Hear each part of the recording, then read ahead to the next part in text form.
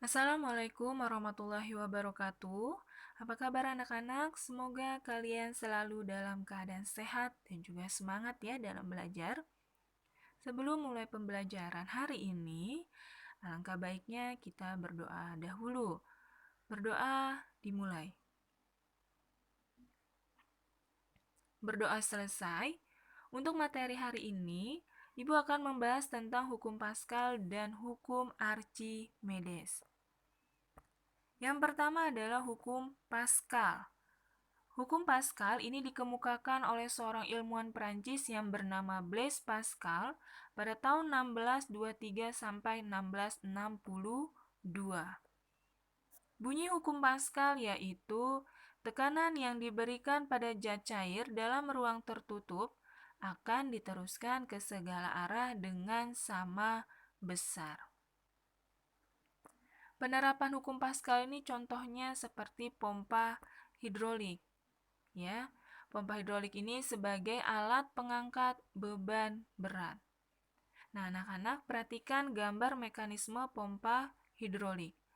Penampang luas A1 ini akan diberi gaya dorong sebesar F1, dinamakan dengan tekanan yang pertama. Tekanan pertama ini akan diteruskan ke segala arah dengan sama besar, termasuk luas penampang 2 atau A2. Maka dari itu, pada penampang A2 ini akan muncul gaya angkat F2 dan dinamakan tekanan yang kedua. Maka, rumus dari hukum Paskal adalah P1 sama dengan P2. Tekanan yang pertama sama dengan tekanan yang kedua. P1 berarti F1 dibagi A1 sama dengan, kalau yang P2-nya F2 dibagi A2.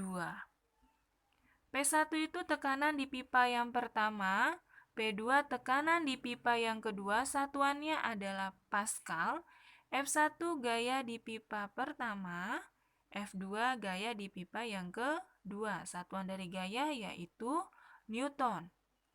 A1 sama dengan luas penampang pipa pertama, A2 sama dengan luas penampang pipa kedua. Satuannya meter persegi. Pipa itu sama dengan penghisap, sama dengan piston. Alat-alat yang menggunakan prinsip hukum Paskal apa saja? Yaitu ada dongkrak hidrolik, ada pompa hidrolik, kempa hidrolik, dan juga rem hidrolik. Ini ada beberapa alat yang menggunakan prinsip hukum Paskal. Selanjutnya adalah contoh soal hukum Paskal. Perhatikan gambar di bawah ini. Sebuah mobil sebesar 16.000 Newton ditempatkan pada piston B seperti pada gambar. Agar mobil tersebut dapat terangkat diperlukan gaya F sebesar berapa? Diketahui terlebih dahulu, yaitu luas penampang A-nya adalah 50 cm persegi. Luas penampang B-nya sama dengan 4000 cm persegi. Dan gaya di B-nya ya sama dengan 16.000 Newton. Berarti yang ditanya adalah gaya di A-nya, FA-nya. Paham ya sampai sini? Lalu kita jawab, PA sama dengan PB, berarti tekanan A sama dengan tekanan B.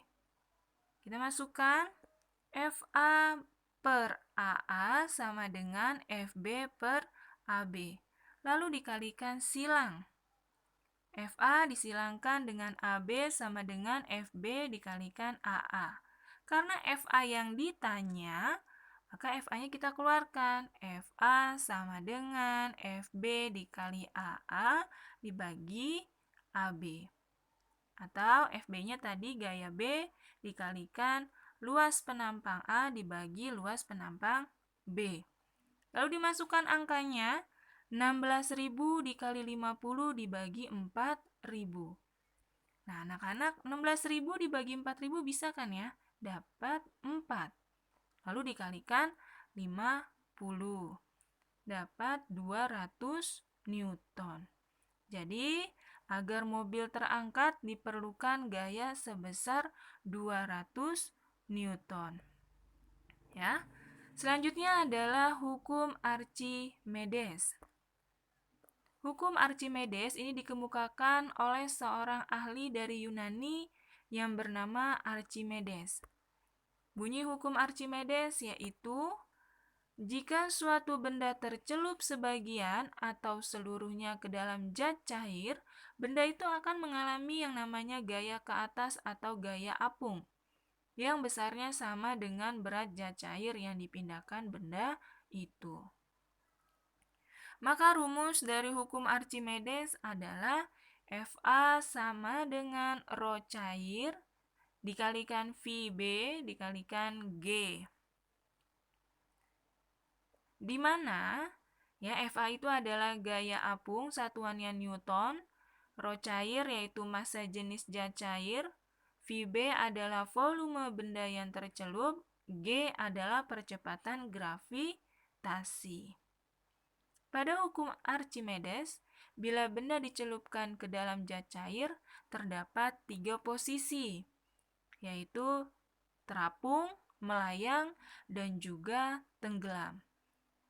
Kalian bisa lihat di situ di gambar, ya, posisi bendanya.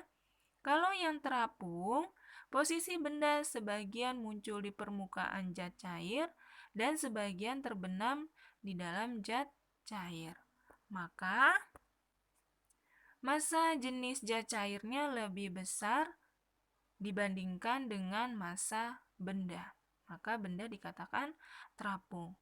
Contohnya seperti plastik, ya, styrofoam. Lalu yang kedua adalah benda melayang, di mana posisi benda di bawah permukaan zat cair dan di atas dasar tempat zat cair. Maka dapat dikatakan massa jenis zat cair sama dengan massa benda. Contohnya kalau untuk melayang seperti telur di dalam air garam. Yang ketiga adalah tenggelam. Berarti posisi benda berada pada dasar tempat zat cair. Maka dapat dikatakan massa zat cair lebih kecil dibandingkan massa benda, sehingga benda tenggelam. Contohnya seperti batu, besi, atau baja. Alat-alat yang menggunakan prinsip hukum Archimedes, yang di sini ada jembatan ponton. Ya, jembatan ponton ini biasanya kita dapat temui di pelabuhan dan tersusun atau terbuat dari drum-drum kosong sebagai alat apungnya, dan jajarannya ini untuk jalannya ini diberikan kayu, ya. Lalu ada kapal selam, ada balon udara, ada hidrometer. Hidrometer ini adalah alat yang digunakan untuk mengukur massa jenis zat cair. Ada kapal laut dan juga ada galangan kapal.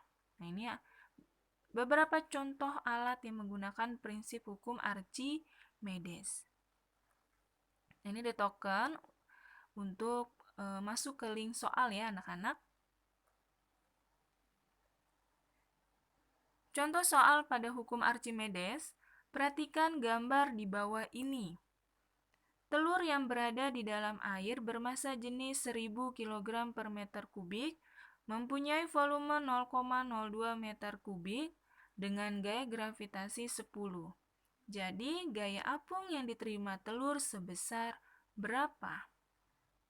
Diketahui rho-nya, massa jenisnya adalah 1000, volumenya yaitu 0,02 meter kubik, dan gravitasinya adalah 10. Berarti yang ditanya Fa-nya gaya apung. Lalu kita jawab, masukkan rumusnya. Fa sama dengan rho cair dikali Fb dikali G-nya. Masukkan angkanya, rho-nya 1000 dikali volumenya 0,02 dikali gravitasinya 10, berarti dapat 200 Newton. Jadi, gaya apung yang diterima telur sebesar 200 Newton. Paham ya anak-anak sampai sini? Untuk contoh soal hukum Archimedes. Nah, materi hari ini sampai di sini anak-anak. Tetap semangat belajarnya, tetap jaga kesehatan kalian. Terima kasih, sampai bertemu minggu depan. Assalamualaikum warahmatullahi wabarakatuh.